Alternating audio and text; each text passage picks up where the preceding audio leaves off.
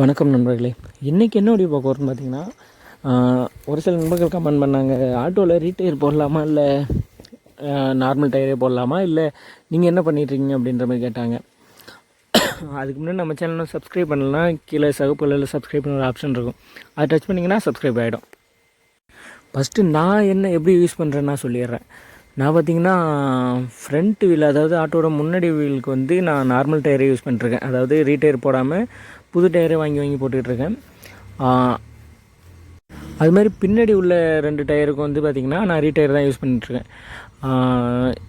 ஏன்னா நான் இப்படி தான் ஒரு 2 வாட்டி பண்ணிகிட்ருக்கேன். அதுமாரி ஃப்ரண்ட் டயர் வந்து எப்போ தேஞ்சு அந்த நூல் தெரியறதுக்கு முன்னாடி நான் ரீடயர் கொடுத்துருவேன்.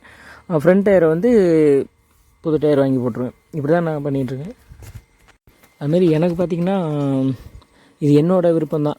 அதாவது உங்கள் விருப்பம் தான் சொல்ல போனால், என்னோடய ஆப்ஷன் இதுமாரி நான் யூஸ் பண்ணிருக்கேன்.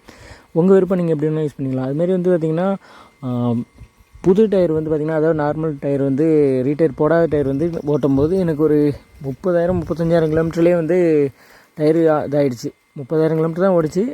அதுக்கப்புறமே ரொம்ப டயர் வீக் ஆகிடுச்சு.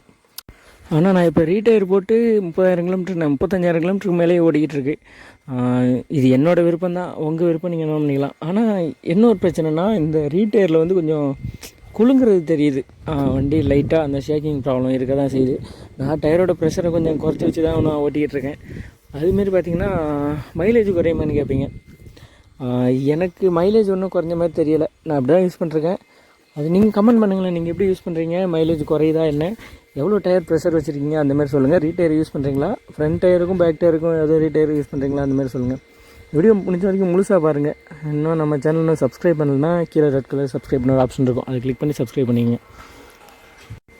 அதுமாரி பார்த்திங்கன்னா ரீடயரோட நியூ டயரோட பாதி விலை தான். அதாவது புது டயர் 2,000 ரூபானா இது 950 ரூபா 900 ரூபாயிலே முடிஞ்சிடும். அதுமாரி பார்த்திங்கன்னா நீங்கள் எப்படி யூஸ் பண்ணுறீங்கன்னு கமெண்ட் பண்ணுங்களேன். அதனால தான் அந்த வீடியோ போடுறேன். நீங்கள் எப்படி யூஸ் பண்ணுறீங்க, ரீடயர் யூஸ் பண்ணலாமா இல்லை வேண்டாமா, அதுமாதிரி டயர் ப்ரெஷர் எவ்வளோ மெயின்டைன் பண்ணுறீங்க, இது 3த்தையும் நீங்கள் கமெண்ட் பண்ணுங்கள். இந்த வீடியோ பிடிச்சி லைக் பண்ணுங்கள். நம்ம சேனல் மறக்காமல் சப்ஸ்கிரைப் பண்ணுங்கள். தேங்க்ஸ் ஃபார் வாட்சிங்.